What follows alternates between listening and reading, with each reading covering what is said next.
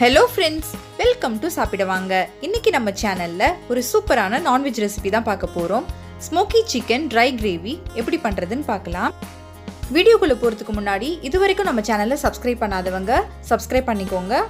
பக்கத்துல இருக்க பெல் ஐகானை கிளிக் பண்ணிக்கோங்க. அதுல ஆல்ங்கிற ஆப்ஷனை செலக்ட் பண்ணிக்கோங்க. இப்போ வாங்க வீடியோக்குள்ள போகலாம். ஸ்மோக்கி சிக்கன் ட்ரை கிரேவி எப்படி பண்றதுன்னு பார்க்கலாம். ஒரு பவுல்ல 1 கிலோ சிக்கன் எடுத்து நல்லா க்ளீன் பண்ணி எடுத்து வச்சிருக்கிறேன். அதுல 1 டேபிள் ஸ்பூன் இஞ்சி பூண்டு விழுது சேர்த்துக்கிறேன். 1/4 ஸ்பூன் மஞ்சள் தூள் சேர்த்திருக்கிறேன். 1 ஸ்பூன் காஷ்மீரி மிளகாய் தூள் சேர்த்திருக்கிறேன். 1/2 ஸ்பூன் தனி மிளகாய் தூள் சேர்த்திருக்கிறேன். 1/2 ஸ்பூன் கரம் மசாலா சேர்த்திருக்கிறேன். கூடவே 1/2 ஸ்பூன் சீரகத்தூள் சேர்த்திருக்கிறேன். இது கூட 1/2 கப் தயிரும் ஆட் பண்ணிக்கிறேன். நம்ம தயிர் சேர்க்கிறதுனால சிக்கன் நல்லா சாஃப்ட் ஆகி வரும். கூடவே 1/2 ஸ்பூன் உப்பு சேர்த்துக்கிறேன். இப்போ எல்லாத்தையும் நல்லா மிக்ஸ் பண்ணிக்கலாம். நம்ம சேர்த்துருக்கிற மசாலா எல்லாம் சிக்கன்ல நல்லா கோட் ஆகணும். அந்த அளவுக்கு நல்லா மிக்ஸ் பண்ணிக்கோங்க. சிக்கனை நல்லா வாஷ் பண்ணதுக்கு அப்புறமா 5 நிமிஷம் ஃப்ரீசர்ல வச்சு எடுங்க. அப்படி எடுக்கும்போது அதுல இருக்கிற மாய்ஸ்சர் கண்டென்ட் எல்லாம் போயிட்டு நம்ம இந்த மாதிரி மசாலா சேர்க்கும் போது அதுல இருந்து நிறைய தண்ணி வடிஞ்சு வராது. அது மட்டும் இல்லாம மசாலா எல்லாம் நல்லா சிக்கன்ல ஊறி வரும், சாஃப்டாவும் இருக்கும். கூடவே நீங்க விருப்பப்பட்டீங்கன்னா ஒரு 1/2 லெமனோட ஜூஸ் கூட நீங்க ஆட் பண்ணிக்கலாம். இப்போ மசாலா எல்லாம் சிக்கன்ல நல்லா மிக்ஸ் ஆகியாச்சு. இதை அப்படியே க்ளோஸ் பண்ணி ஒரு 15 நிமிஷம் அப்படியே ரெஸ்ட்ல வச்சிடலாம். அடுப்புல ஒரு வாணல் வச்சிருக்கிறேன். அதுல 2 டேபிள் ஸ்பூன் எண்ணெய் சேர்த்துக்கிறேன். எண்ணெய் நல்லா காஞ்சதுக்கு அப்புறமா நம்ம தாளிப்பு சேர்த்துக்கலாம். 1 இன்ச் துண்டு அளவு பட்டை, 3 கிராம்பு, கொஞ்சமா கல்பாசி சேர்த்துக்கிறேன். இப்போ தாளிப்பை நல்லா பொரிஞ்சதுக்கு அப்புறமா 2 மீடியம் சைஸ் வெங்காயத்தை பொடியா நறுக்கி வச்சிருக்கிறேன், அதை சேர்த்துக்கிறேன். வெங்காயம் சேர்த்ததுக்கு அப்புறமா அதோட கலர் மாறி வர வரைக்கும் நல்லா வதக்கிக்கலாம். இந்த ரெசிபிக்கு வெங்காயம் தக்காளி நல்லா வதங்கி வரணும், அப்போதான் நல்லா டேஸ்டியா இருக்கும்.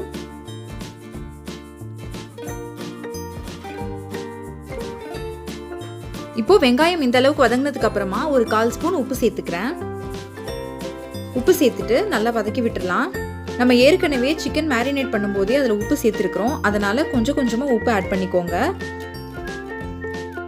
இப்போ வெங்காயம் இந்த அளவுக்கு வதங்கினதுக்கு அப்புறமா 1 டேபிள் ஸ்பூன் இஞ்சி பூண்டு பேஸ்ட் சேர்த்துக்கிறேன்.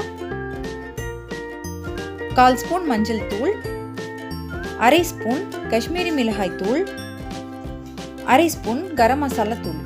இப்போ இது மூணுத்தையும் சேர்த்து நல்லா நம்ம வதக்கி விட்டுறலாம். மசாலாவோட பச்சை வாசனையெல்லாம் போற வரைக்கும் நல்லா வதக்கி விட்டுறலாம். உங்களுக்கு இன்னும் கொஞ்சம் ஸ்பைசியா வேணும்னு நினைச்சீங்கன்னா நீங்க காஷ்மீரி மிளகாய் தூளுக்கு பதிலாக தனி மிளகாய் தூள் கூட சேர்த்துக்கலாம். மசாலாவோட பச்சை வாசனையெல்லாம் போனதுக்கு அப்புறமா 2 மீடியம் சைஸ் தக்காளியை பொடியா நறுக்கி வச்சிருக்கிறேன், அதையும் சேர்த்துக்கிறேன். இப்போ தக்காளி வதங்குறதுக்காக கொஞ்சமா உப்பு சேர்த்துக்கலாம். உப்பு சேர்த்துட்டு நல்லா வதக்கி விட்டுறலாம். தக்காளி நல்லா குழஞ்சு வெங்காயம் தக்காளி நல்லா ஒன்று சேர்ந்து வரணும், அது வரைக்கும் நல்லா வதக்கி விட்டுறலாம்.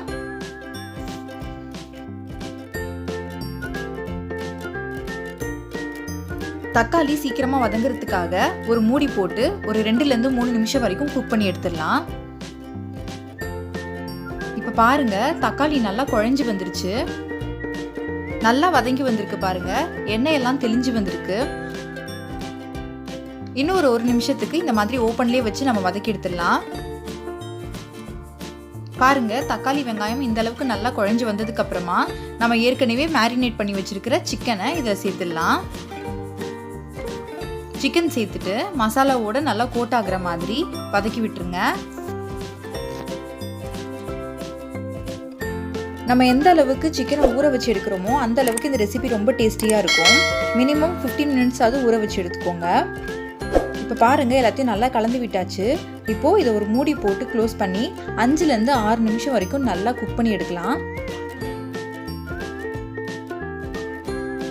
இப்போ பாருங்க, சிக்கன் நல்லா இந்த அளவுக்கு வெந்து வந்திருக்கு. தண்ணி எல்லாம் சிக்கன்ல இருந்து நல்லா வெளியே வந்துருச்சு. இப்போ இது எல்லாத்தையும் நல்லா மிக்ஸ் பண்ணி விட்டுக்கோங்க.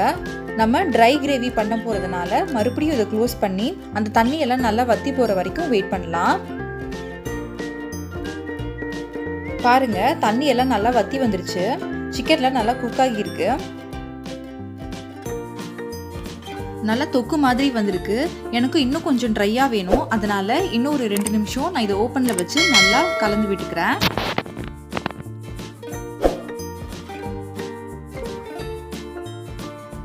நல்லா ஃப்ளேமை ஹையில் வச்சுட்டு இந்த மாதிரி குக் பண்ணி எடுங்க. சீக்கிரமாக ட்ரை ஆகிடும்.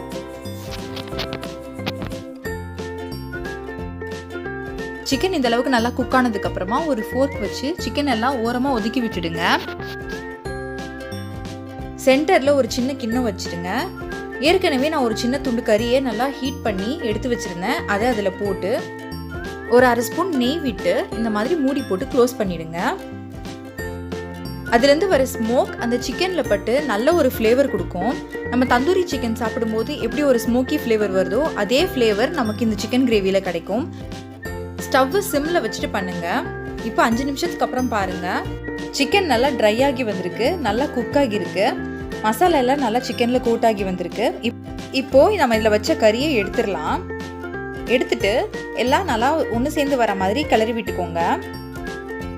இந்த ரெசிபியை நீங்கள் இட்லி, தோசை, சப்பாத்தி எதுக்கு வேணாலும் வச்சு சாப்பிட்லாம். ரொம்ப டேஸ்டியாக இருக்கும். கடைசியாக கொஞ்சமாக கொத்தமல்லி தழையை மேலே தூவி ஸ்டவ் ஆஃப் பண்ணிக்கலாம். டிஃபனுக்கு வச்சு சாப்பிட்ணுன்னு நினச்சிங்கன்னா கொஞ்சம் கிரேவியாக இருக்கும்போதே நீங்கள் ஸ்மோக் போட்டு ஆஃப் பண்ணிக்கோங்க.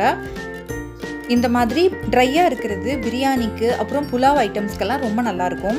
கண்டிப்பாக இந்த ரெசிபியை வீட்டில் ட்ரை பண்ணி பார்த்துட்டு எப்படி இருந்துச்சுன்னு கமெண்ட்ஸில் சொல்லுங்கள்.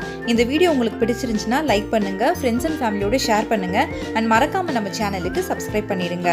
தேங்க்ஸ் ஃபார் வாட்சிங்.